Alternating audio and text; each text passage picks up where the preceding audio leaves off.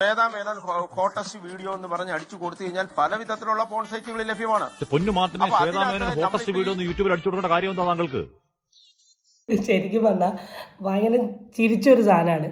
ഈ topic react ചെയ്തിട്ടില്ല, നോക്കട്ടെ, ഞാൻ എന്തായാലും ഡെഫിനറ്റ്ലി എൻ്റെ ഒപ്പീനിയൻ പറയും. അത് തന്നെയാണ് എൻ്റെ ഒരു ചോദ്യം. ശ്വേതാമേനോൻ ഓട്ടറ്റ്സ് ഇന്ന് യൂട്യൂബ് പോയി അടിച്ചു കൊടുക്കേണ്ട ആവശ്യം എന്താ? നിങ്ങൾക്ക് വേറെ ഒരു പണിയും ഇല്ലാത്തതുകൊണ്ടാണോ? എന്തൊക്കെയാ ഇവിടെ കയറി പറയുന്നതെന്നാണ് ഞാൻ ആലോചിക്കുന്നത്. ആൻഡ് ആ റിപ്പോർട്ടർ ചോദിച്ച ചോദ്യം വാസ് ജസ്റ്റ് കിടു പൊളി ചോദ്യം, വേറൊന്നും എനിക്ക് പറയാനില്ല. അല്ലാണ്ട് ഇവരെയൊക്കെ എന്താ പറയണ്ടേ? സിനിമേനെ സിനിമയായിട്ട് കാണാനും ജീവിതത്തെ ജീവിതമായി കാണാനും പറ്റാണ്ട് ഇപ്പോൾ അവർ നിൽക്കുന്നുണ്ട് എന്ന് കണ്ടപ്പോൾ ഏതോ ഒരുത്തൻ അതിൻ്റെ ഇടയിൽ കൂടെ കളിച്ച് ഒരു സാധനത്തെ പിടിച്ച് ഡിസ്കഷൻ ആവുന്നു.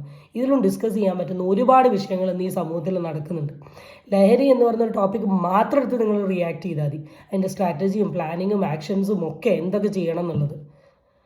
ശ്വേത